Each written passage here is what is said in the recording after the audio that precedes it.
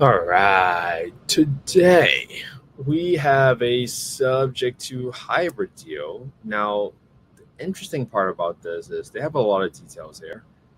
The only comment I have is that they didn't provide me the details with the underlying loan. So I'm going to show you all how to get around this. So this is 171868 Ave, Oakland, California, 94621.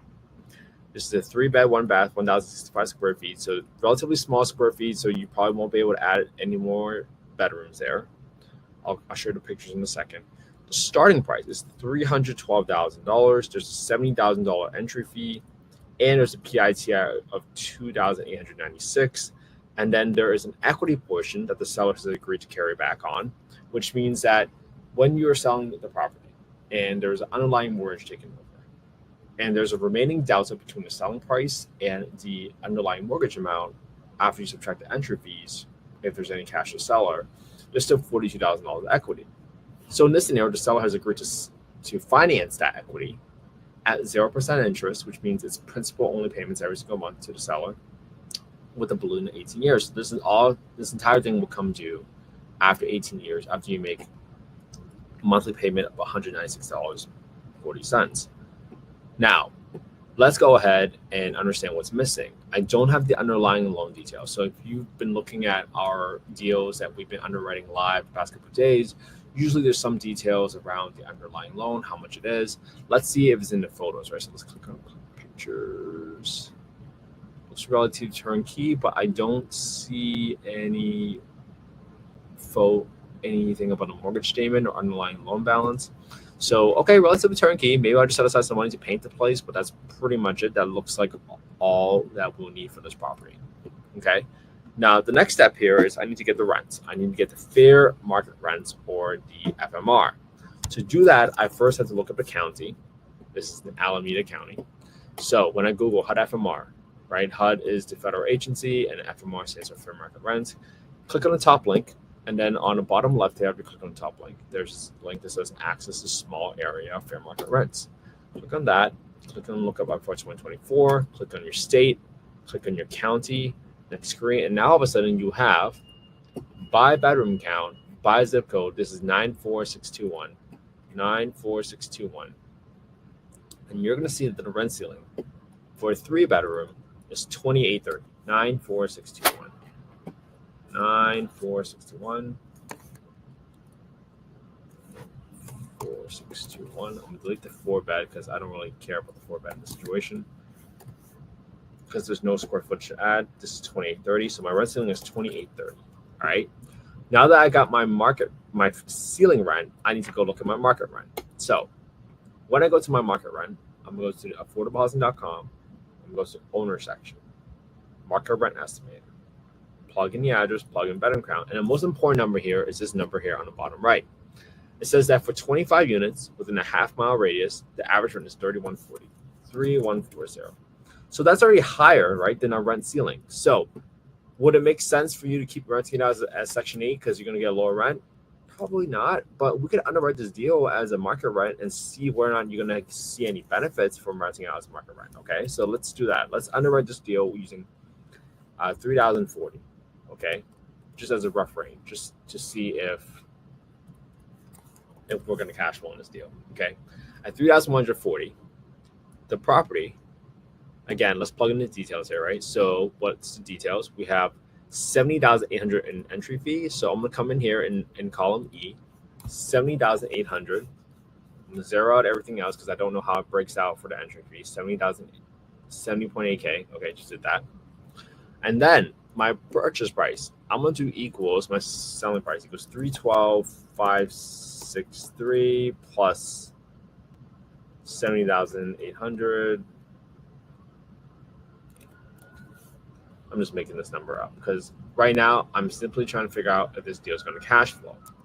Because I'm missing the purchase price, right? It says 312 right here, but it's being listed for $595. Crazy, they're really, really big difference, right? So I'm going to focus my effort on just whether or not it's going to cash flow. Okay. Now, in this scenario, I know that my total PITI is $28.96. So let me just put in some numbers here for the loan. And I'm just going to carry over what I already had from yesterday, $369,000. Great, doesn't matter, because I'm just trying to see if it's going to cash flow. So this is my principal and interest, and in my property tax number, I'm going to go into the cell of B28. I'm going to do equals 2896. That's my total disclosed PITI, right? And I'll subtract my principal and my interest portion, and that's going to give me my total property taxes and insurance number right now. I'm going to add extra $30 because typically that's probably someone that's living there as a prime residence, and when I turn it into investment property, it's probably going to be a little bit more. So that's why I'm adding extra $30 in row 29. Now we're missing one more item. We're missing the subto loan. I mean the seller finance note. So they're saying the seller is going to finance $42,423. So I'm going to go to the second loan section in column K in row 16. I'm typing in the total number 42,423.16. 0%, payment 12 years, 18-year balloon. Great. So now I have my total payment around there of 117. This is 196. So look, we got to increase this. So I'm just going to do equals that plus 196.40 minus the section right here, because I'm backing into what they're saying is the total monthly payment needed. See, because I don't have how many years that's being amortized on, right? This assumes 30-year amortization.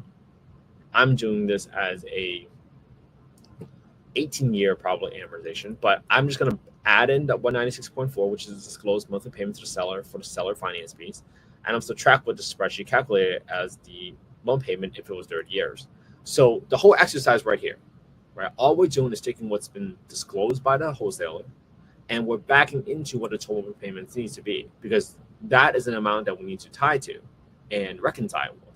Because if we know that's the total monthly payment, that's how we're going to calculate the cash flow. So now that all these numbers are in here, right, from rows 20 to 29, I can add in my other expenses based on my own assumptions. All right, I got 10% set aside every single month for maintenance. I got 10% set aside for property management. I got 5% for vacancy because some months the property is going to be empty no matter what. And even before I figure out how much renovations do I need, I would be negative. Assuming I rented a 3-bedroom and I can get $3,140 for this deal, I'd be negative $767 cash flow a month. I'm not going to care about cash on cash return because I don't know what exactly is the entry fee allocated towards.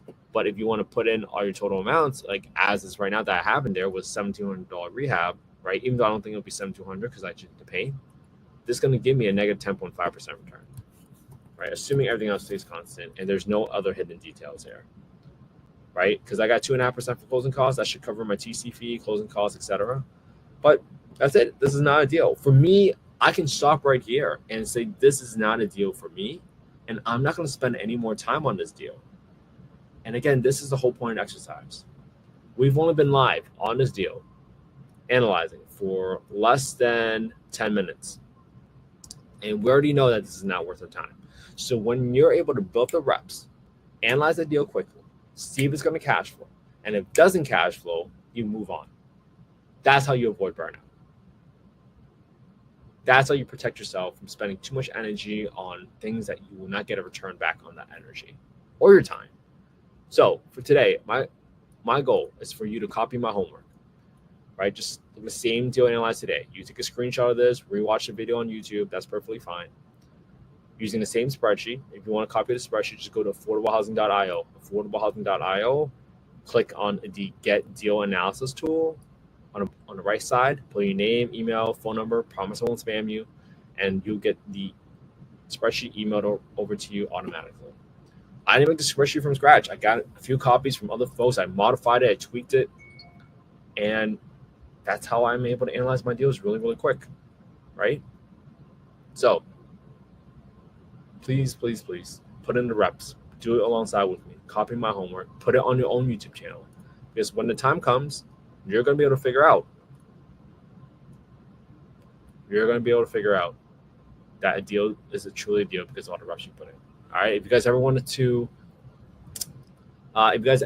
join the Sub2 community, please use my referral link. It's going to be right in the show notes right there. So go ahead and and copy that link, and then that will provide you with all the details to join Sub 2, especially if you want to learn more about creative finance.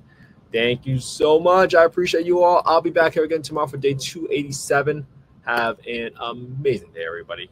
I'll see you tomorrow.